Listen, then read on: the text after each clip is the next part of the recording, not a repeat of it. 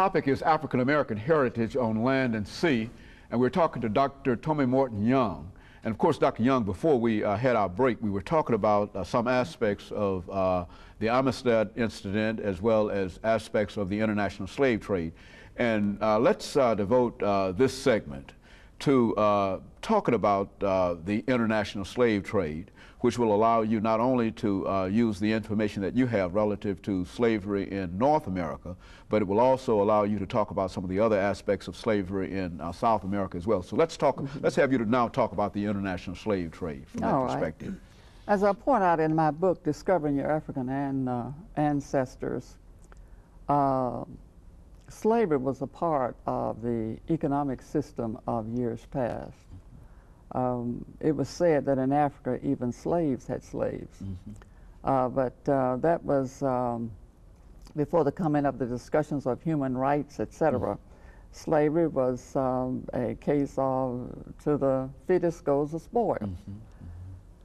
In 1805, the international ban on slavery was in effect. England, Great Britain, who had been among the most active slavers, became equally as active in its attempt to banish the industry of slavery. So that in 1830, when the Europeans intercepted, captured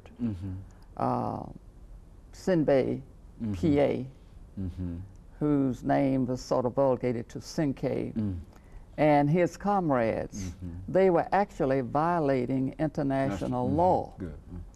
And so this case of the slaves aboard the Amistad became a case called Celebrate, because Sinkay led a revolt on that ship, the Amistad, overpowered the ship and forced the sailors who knew the ways of the ocean and seas to bring them into North American ports. And so for 9 years the debate went on as to whether or not the Sinkay and his comrades were free men who had been captured, or whether or not they were domestic slaves in that particular environment. Because you see, the international law allowed those persons who were already in slavery to continue to be their offsprings and issues, as they call it. But John Quincy Adams took the case of Sinkay and his comrades, and they were eventually set free. The slave as hero, that is Sinkay as a slave, rising up to take over this ship, is a signal point in American history. A man by the name of Herman Melville, one of America's favorite writers, did a book about that time, around the 1830s, called Benito Sereno. And the main character in Benito Sereno was a slave called Babel. And Babel did a similar thing in capturing this ship. So the Amistad and Sinkay inspired writers to enlarge upon that particular incident. The sea has a great story to tell in terms of the African experience. We are familiar with the terms the Middle Passage and the term Middle Passage. And that journey from Europe to the Western world, to the New World, and the route back where I was referred to as the Middle Passage. We will have at our conference a workshop dealing with slave ships and their stories.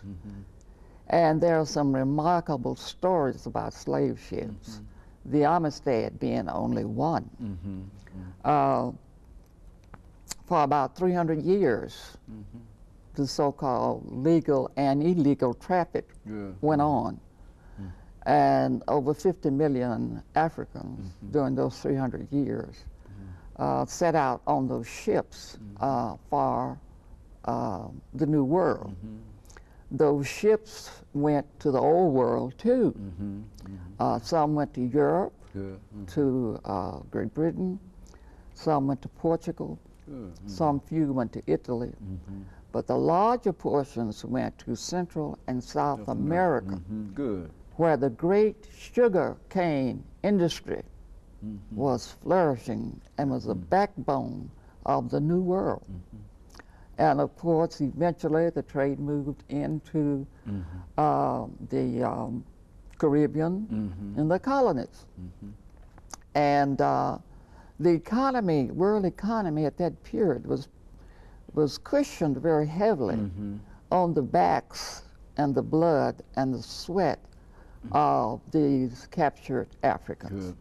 You know, I think, Dr. Young, often you hear people speaking of the impact that sugar had, and I'm sure that you're familiar with what Mr. Lerone Bennett has said about sugar, how ironic it was that something so sweet could cause so much misery. And of course, I think that that is true in terms of the impact. But let's look at some of the things that you often talk about dealing with slavery in the Caribbean. I mean, what are some of the things that you believe that would characterize that institution in that particular part of the world and make it a little different from the institution in the western part of the world, I mean in the North American colonies?